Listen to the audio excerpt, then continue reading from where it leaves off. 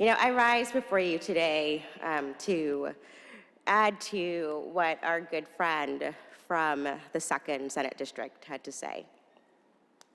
And one of the things that is so powerful about today's anniversary, which was 57 years ago, is that while everyone knows the words that were said in Washington, D.C., almost 2 months afterwards, on August 28th, 1963, we all know the phrase, "I have a dream."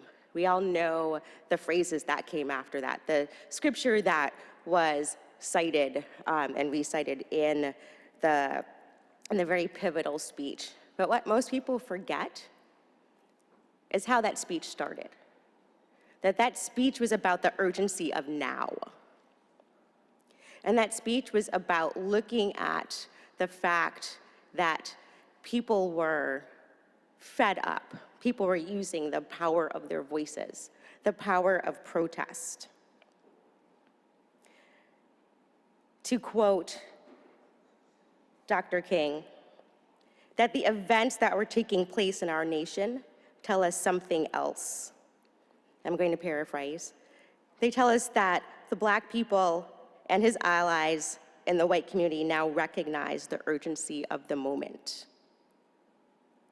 Another statement that he made was that now more than ever before, America is forced to grapple with this problem, for the shape of the world today does not afford us the luxury of an anemic democracy.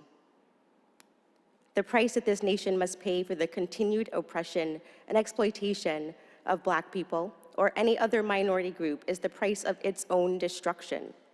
For the hour is late, the clock of destiny is ticking out, and we must act now before it's too late.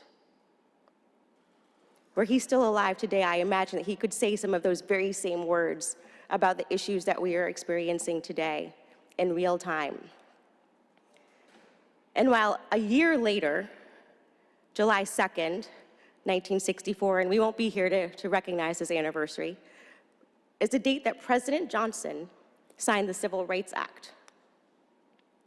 The very bill that Dr. King, the Freedom Riders, SNCC, SNCC, all of the other groups who were fighting for civil rights, who were fighting for desegregation specifically, not just in the South, where it was still legal, but also in the North, where it wasn't legal, but where it was still de facto. That social revolution that was occurring, while we've made much progress and many changes, it is still incomplete. So I urge us all to continue taking up that mantle of the urgency of now, and to take Dr. King's words to heart that he gave here in Michigan first before going to DC, and that we use that as the core of our values when it comes to addressing systemic racism, when it comes to recognizing that racism is still a public health crisis, and in doing much better when it comes to addressing these ills that still plague our communities and our state every day. And I'd like my words printed in the journal.